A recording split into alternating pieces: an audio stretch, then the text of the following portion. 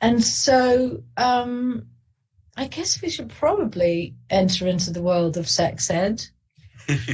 Maybe. Why not? I'm sure we've got some things. I'm sure we got some things to talk about.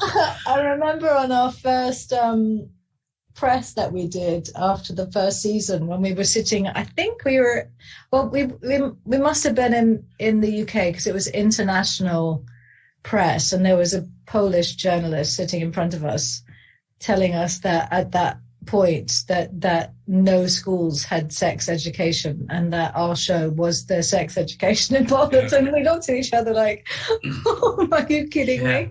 Like, this show, what a responsibility we have to educating Poland. Yeah. I've heard quite a few people from different countries where there either isn't a sex education system, or just culturally it's not something they talk about. Yeah. And this show seems to have started so many conversations, which I didn't even think that was possible.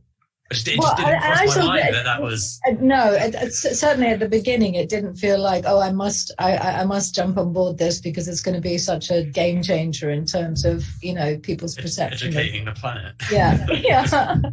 Yeah. No, that I didn't, yeah. And I've never heard the story, I don't think, of how you were cast. Was it just a normal, script coming to your agent and her passing it on to you, or?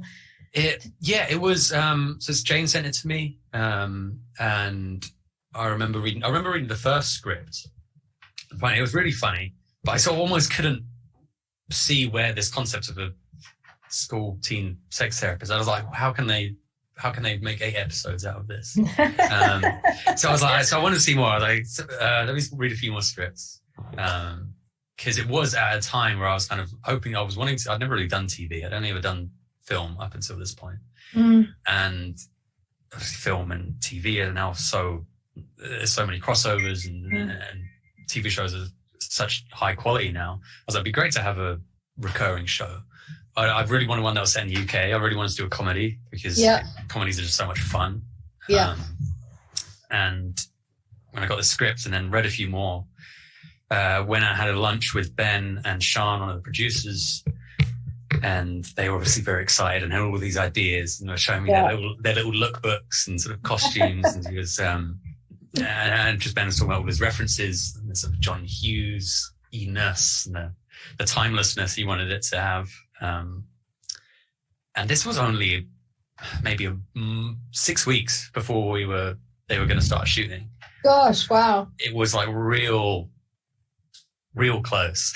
And I had blue hair at this point. I had streaks of blue hair through my head. And I remember... and had I already been cast? Was I already part of it? I think you were either cast, or you were like very nearly, like conversations were really, because obviously we both know Jane, and yeah, I think they were saying to me, we're talking to Asa Butterfield, and they're probably saying to you, we're talking to you. So we're both going, yay! But then sometimes that doesn't work out in favour. Yeah. I know. Yeah, and I actually remember the first day I met you wasn't actually the day we shot together, because they brought you in.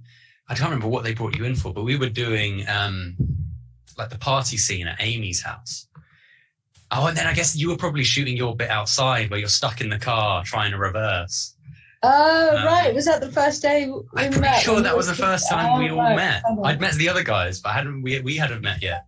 And we're out in this sunny field in the middle of Wales, kind of no idea what was in store for us for the next 3 years. That's always the best. Yes, the best. I remember when I first signed up to do X-Files in the in the States, when you go to network to do your final audition in front of all the producers for a TV show, at least in the olden days,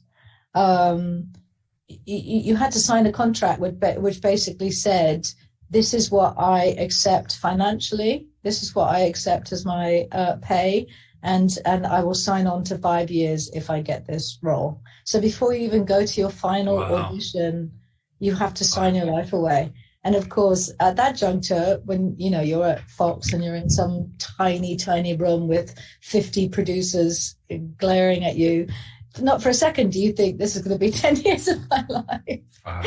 You're thinking, can I please get a job where I can actually feed myself? Can I? Yeah. But they do still do that. I've only had that experience once where they wanted me to sign the contract before I go in for my screen test. Right. And I didn't actually do it because I was like, it felt so, I felt so trapped. Yeah. Good for you. Yeah. I wish I had somebody behind. No, I don't. I'm glad I did that. I have no regrets whatsoever. But it is such a huge thing to consider for a 20-something-year-old, or especially, or even a teenager, to think, you know, to even fathom what that would mean, and the life that one would be missing. Yeah. You have no clue. Anyway, we've gone a bit,